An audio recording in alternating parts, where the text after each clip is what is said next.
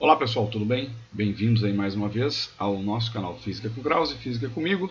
E hoje vamos falar um pouquinho sobre mecânica celeste e dar uma ênfase bastante rápida, bastante básica sobre as leis de Kepler e a lei da gravitação universal, tá ok? Então vamos ver.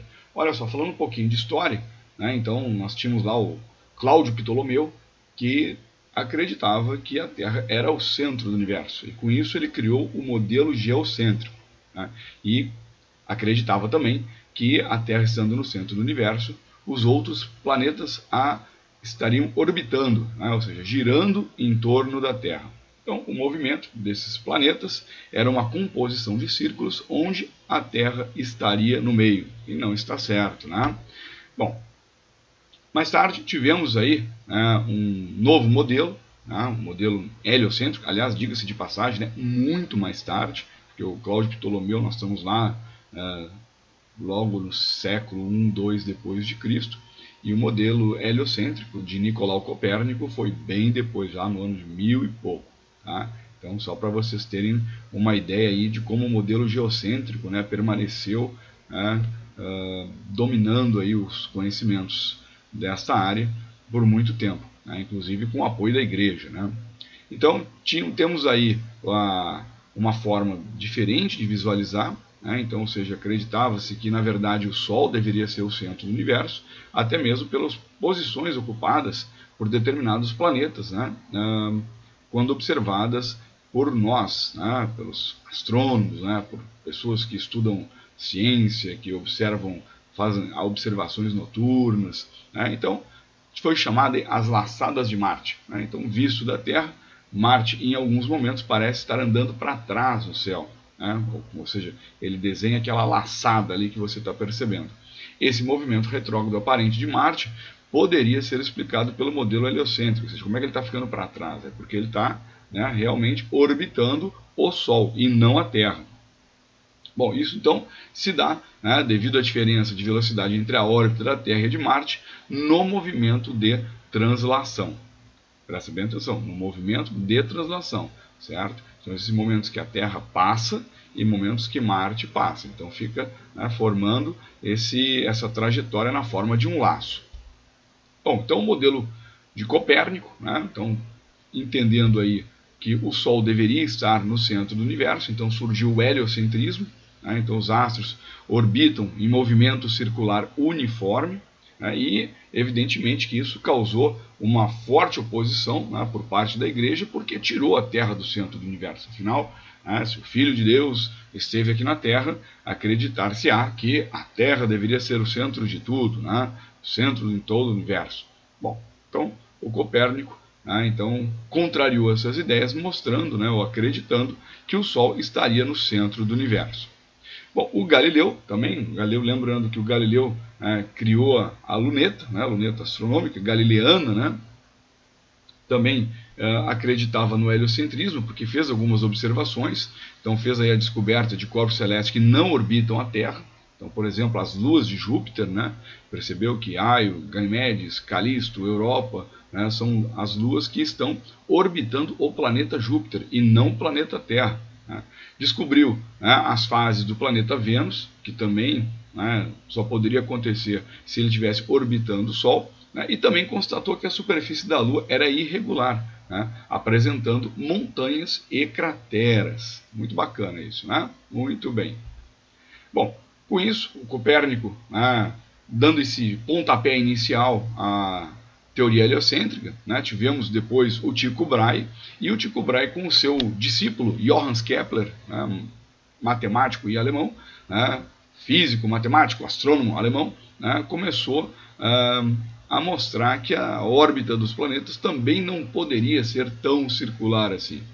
Acreditava, então, através das observações que ele fez, que a órbita seria elíptica. Então, todos os planetas movem-se ao redor do Sol em órbitas elípticas, estando o Sol num dos focos da elipse. Repara que essa imagem que nós estamos colocando é muito exagerada, não é bem assim a órbita. A gente sabe que a órbita, na verdade, é quase uma circunferência, Então, a representação que nós colocamos aí nesta imagem para você é para que você tenha ideia do que é uma elipse e onde seria o foco da elipse. Na verdade, né, nós acreditamos que a trajetória é muito mais próxima de uma circunferência do que de uma elipse propriamente dita, mas é elíptica, né, e o Sol ficaria quase no centro dessa elipse, né, e não tão assim longe, né, do outro foco como está mostrando a imagem. Mas essa aí representa bem, né, para que a gente pudesse entender pelo menos o que é uma elipse e identificar alguns pontos importantes, né, por exemplo, o periélio e o afélio. Periélio é o ponto onde o planeta encontra-se mais próximo do Sol e o afélio é o ponto onde o planeta encontra-se mais afastado do Sol. Quanto mais próximo do Sol, maior a velocidade. Quanto mais afastado do Sol, menor a velocidade. Lembrando que nós estamos tratando de uma velocidade linear, até porque a velocidade areolar, como você vai ver na segunda lei de Kepler, ela é constante. Tá? Então, está dizendo aí na representação exagerada da trajetória elíptica de um planeta, faltou aí escrever planeta, né? E na realidade, o foco onde está o Sol é muito próximo do centro da elipse, né? Então, os dois focos seriam bastante próximos uns dos outros, ok? Bem, então, o que a gente percebe aí? Olha só, você tem o Sol, tem a Terra e nós colocamos ali o planeta Marte. Então, para você ter uma ideia, a excentricidade da órbita da Terra em torno do Sol é cerca de 0,018, ou seja, é quase um círculo. Quanto menor essa excentricidade, mais circular é a trajetória, em comparação com a excentricidade da órbita de Mercúrio, que é muito maior, que é 0,21, ou seja, Mercúrio tem uma trajetória muito mais elíptica do que a Terra. Tá? E aí na imagem nós temos o planeta Terra e o planeta Marte orbitando o Sol nas suas trajetórias elípticas. Tá? Repara aí que está bem parecido, né, com uma circunferência, com o Sol um pouquinho deslocado do centro dessas trajetórias. Tá? É porque ele está ocupando o foco mesmo. Então a segunda lei de Kepler, né, nos diz aí que o raio vetor ali, né, que está ligando o Sol até o planeta, varre áreas iguais e intervalos de tempos iguais. O que eu quero dizer com isso? Eu quero dizer que ali naquela área A1, que vai do instante T3 até o instante T4, se ela for igual à área A2, o instante T1, né, do instante T1 até o instante T2, vai ser igual do T3 até o T4, ou seja, são intervalos de tempos iguais. Repara que os arcos, né, são diferentes. O ΔS1 é muito maior do que o ΔS2. Mas a área 1 sendo igual à área 2, então o intervalo de tempo percorrido à área 1 é igual ao intervalo de tempo percorrido à área 2. Por isso que a velocidade areolar ela é dita constante. Certo? Bom, a terceira lei de Kepler é representada, né, quase sempre por uma fórmula, mas ela é bastante interessante, porque conforme o planeta ele vai se afastando, né, conforme o planeta ele se torna mais distante, né, do Sol, maior é o tempo, né, que ele leva para dar uma volta completa em torno do Sol. Então, por exemplo, o planeta Mercúrio, aí, algo em torno de 88 dias, né, o planeta Vênus em torno de 7 meses, 8 meses mais ou menos, a Terra 1 ano, Marte quase 2 anos. Então, ou seja, conforme você vai se afastando do Sol, né, conforme maior o R ali, também maior o tempo para dar uma volta completa em torno deste. Tá? Então, os quadrados dos períodos de revolução dos planetas ao redor do Sol são diretamente proporcionais aos cubos dos raios médios de suas órbitas. Então, T2 sobre R3 vai ser sempre constante. Conforme essa tabela, olha só. Então, repara, né, a distância aí dos planetas até o Sol, né, então dada ali em unidades astronômicas, né, então Mercúrio, Vênus, Terra, Marte, né, e assim por diante. O período, repara que conforme vai se afastando, né, o período vai aumentando, então está em anos terrestres, ó. O Mercúrio 0,24 anos terrestres, Vênus 0,6, a Terra 1 ano, Marte 1,8, quase 2 anos, Júpiter quase 12 anos, Saturno quase 30 anos, Urano 84 anos e Netuno 164 anos para dar uma volta completa em torno do Sol. E observa também a excentricidade, né?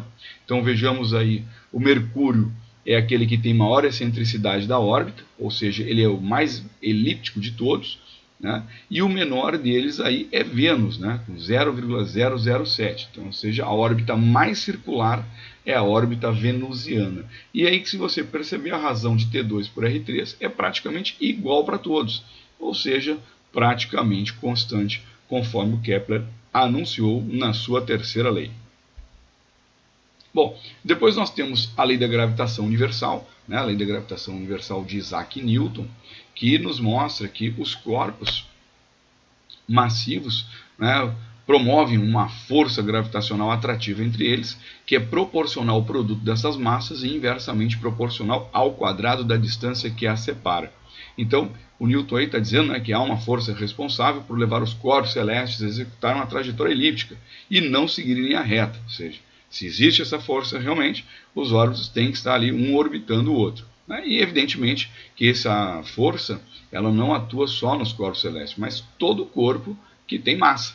Por isso, um caráter universal. Então, quer dizer, a pessoa pode perguntar, então quer dizer que eu vou atrair um outro corpo massivo? Sim, mas repara, né, que isso é mais notório quando você tem massas muito grandes, por exemplo, a Terra e a Lua. Então, o tamanho da massa da Terra, o tamanho da massa, a massa da Lua, quando interage, por exemplo, a Lua com a Terra, ela promove os fenômenos de maré. Então, essa é a relação que existe. E a Terra faz com que a Lua continue orbitando, né? Ou seja, a Lua está sempre orbitando a Terra devido a essa força gravitacional. Ok? Então, tá aí. Né? Então, a gente tem essa força gravitacional, não importa a massa. Se a massa 1 é maior do que a massa 2, a força gravitacional com que 1 atrai o 2 é a mesma com que a 2 atrai o 1. Da mesma maneira com que o planeta Terra atrai a pessoa também atrai a Terra. Então a gente já sabe que essa força de atração da Terra sobre uma pessoa, sobre um objeto, sobre um corpo, nós denominamos aqui de força-peso. Bom, e aí, como é que você vai calcular essa força-peso? Então, você precisa saber a gravidade do planeta, qual é a gravidade que ele está submetido. Então a gente sabe que a força gravitacional, nesse caso, é igual à força-peso. A força-peso é uma força gravitacional. Então se você cortar a massa ali, o mzinho minúsculo com o mzinho minúsculo do outro lado da igualdade, você tem que o campo gravitacional é dado por G é igual a Gm sobre R ao quadrado. Bom, mas e se você tiver a uma altura, por exemplo, um satélite orbitando a Terra? Então, esse satélite orbitando a Terra ele estaria a uma altura h, e a gravidade sobre esse satélite seria dada por Gm sobre R mais h ao quadrado. Tá? Se a altura for muito pequena, a gravidade é igualzinha à gravidade da superfície da Terra. Ok, pessoal? Então, fiquem atentos. G igual a Gm sobre R ao quadrado. É a gravidade na superfície. Se você estiver a uma determinada altura, G é igual a Gm sobre R mais H ao quadrado. Lembrando que o G maiúsculo é a constante gravitacional, definida pelo Lord Cavendish, dada por 6,7 vezes 10 na menos 11 Newton metro quadrado por quilograma ao quadrado. Tá? Então fique atento, isso é só uma constante gravitacional mesmo, certo? Bom, e a velocidade linear de translação? Então, ou seja, se você tem um satélite orbitando o planeta Terra, então se ele está orbitando, está numa trajetória circular, você vai ter uma força centrípeta atuando sobre ele. Como essa força centrípeta ela atua, ela é representada apontando em direção ao centro, o sentido radial em direção ao centro da curva, ou seja, centro da Terra, você entende também como sendo uma força atrativa, então também vai ser considerada como uma força gravitacional. Então a força, igualando aí as duas forças, a gravitacional com a centrípeta, você pode de novo cortar os mzinhos ali, corta um r com um r ao quadrado, e aí você vai ter que a velocidade vai ser dada por raiz de Gm sobre r. Bom, mas e se esse corpo não estiver na superfície da Terra? Por exemplo, estiver em órbita, como um satélite, por exemplo. Bom, então aí você acrescenta também a altura. Então você teria V é igual a raiz de Gm sobre R mais H, onde R é o raio do planeta e o H é a altura em que ele se encontra em relação à superfície do planeta. Certo? Bom, então tá aí, corpos em órbita, Então, para entrar em órbita na Terra, tem que estar numa altura mínima de 150 km.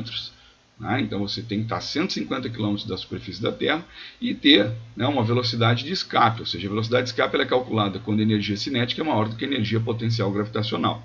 Bom, então, a partir da massa m da Terra e da altura que o objeto se encontra, você passa a ter essa velocidade, como foi mostrado anteriormente, como a raiz de Gm sobre R. Então, a velocidade orbital sempre dada dessa forma. Se você tiver uma altura muito grande, entra o H também ali no denominador, tá? Bom, como é que os satélites orbitam? Então, ele tem duas maneiras de orbitar. Ele pode orbitar no plano equatorial, são satélites geoestacionários, ou seja, eles vão acompanhando a órbita da Terra. Isso quer dizer que eles têm um período de 24 horas. Então, se você tem um satélite apontando lá para o Brasil, então o que vai acontecer? Ele tem que acompanhar sempre o Brasil. Então, ele vai estar orbitando junto, leva 24 horas para dar uma volta completa. O satélite geoestacionário significa isso, que ele está parado em relação àquele ponto do planeta e vai estar sempre acompanhando. E você pode ter um satélite polar. Esse não tem necessidade de ser geoestacionário, que ele não vai estar acompanhando, então ele orbita no plano dos polos do planeta. Bem, vamos ver um exemplo aqui. Então, tem uma questão, essa questão foi do Enem, tá, gente? Então diz assim, a tabela resume alguns dados importantes sobre os satélites de Júpiter. Ao observar os satélites de Júpiter pela primeira vez, Galileu Galilei fez diversas anotações e tirou importantes conclusões sobre a estrutura do nosso universo. A figura abaixo reproduz a anotação de Galileu referente a Júpiter e seus satélites. Então, ele tirou ali as luas de Júpiter, Io, Europa, Ganimedes e Calisto. Olha só o período orbital de cada uma delas. Então, Io leva 1,8 anos para dar uma volta completa, Europa 3,6, Ganimedes 7,2 e Calisto 16,7. Pelo que nós vimos, quanto mais afastado, maior o período orbital. Então, pelo que nós estamos vendo ali, Calisto, vamos começar por Io. Então, vamos começar de cima para baixo mesmo. Então, você tem Io. Ele demora 1,8 dias terrestres para completar uma volta em torno de Júpiter. Ora, se ele completa em 1,8 dias, é o menor período. Significa que tem que estar como? Tem que estar bem perto. Io tem que estar bem perto do planeta. Então, se você olhar o desenhozinho ali embaixo, o número que se encontra mais perto do planeta é o 2. Então, o 2 corresponde a Io. Qual é o outro mais próximo? O outro mais próximo, ou seja, que tem o menor período orbital, é a Europa. Nos números ali, qual é o outro número mais próximo? É o 3. Então, o 2 é Io e o 3 é Europa. Bom, o próximo mais próximo é o 1. O 1 está mais perto que o 4. Então, o 1 tem que ser Ganimedes. E, evidentemente, que o 4, que está o mais afastado de todos, vai ser Calisto. Então, nós temos 1 como sendo Ganimedes, 2 como sendo Io, 3 como sendo Europa e 4 como sendo Calisto. Então, a resposta correta, letra B. Então, 1 Ganimedes, 2 Io, 3 Europa e 4 Calisto. Tá certo? Então a resposta é letra B, sem a menor sombra de dúvida. Outras duas questões. Olha lá. De acordo com a terceira lei de Kepler, os planetas mais afastados do Sol são os mais velozes. Não é. Os mais próximos do Sol. Dependendo de suas massas, planetas diferentemente afastados podem ter a mesma velocidade. Não. A distância está associada ali, o raio e o período estão associados entre si. Então, quanto mais próximo do Sol, maior a velocidade. Quanto mais afastado, menor a velocidade. Em nenhum momento a lei de Kepler falou em massa. Todos os planetas do Sistema Solar têm a mesma velocidade angular. Também não é verdade. A gente sabe que na segunda lei de Kepler, o mesmo planeta ele tem a mesma velocidade areolar. É diferente. As velocidades dos planetas são inversamente proporcionais aos quadrados da distância ao Sol. Também não é verdade, nem o Kepler disse isso. Isso aí não está associado. O ano de Mercúrio é menor do que o da Terra, tá certo. A gente viu ali na tabelinha, acho que eu comentei com vocês lá no início, o Mercúrio leva aproximadamente 3 meses para dar uma volta completa em torno do Sol. Então, ou seja, um ano mercuriano corresponde a 3 meses terrestres. Então, o ano dele é menor que o da Terra, realmente. Outro probleminha, a segunda lei de Kepler para o movimento planetário estabelece que o segmento de reta que une qualquer planeta ao Sol varre áreas iguais em tempos iguais. A lei das áreas. Logo, o módulo da velocidade de um planeta em sua órbita elíptica é, letra A, constante, não. Quem é constante é a velocidade areolar, não a velocidade do planeta na órbita elíptica. É menor quando está mais próximo do Sol, não, é maior quando está mais próximo. É maior quando o planeta está mais longe do Sol, não, quando está mais próximo. Letra D, maior quando o planeta passa mais próximo do Sol, certo? Essa é a resposta. E letra E, independentemente da posição relativa do planeta ao Sol, não é verdade, porque precisa, né, você sabe que tem o periélio, tem o afélio, e quando tratar Terra e Lua, perigeu e apogeu. Tá ok? Então, a resposta aí dessa questão, letra D. Muito bem, pessoal. Então, foi uma aula bastante rápida, né? Um bate-papo bastante rápido. Desejo aí você bons estudos. Obrigado pela atenção e até mais ver, se Deus quiser. Tchau, pessoal. Valeu!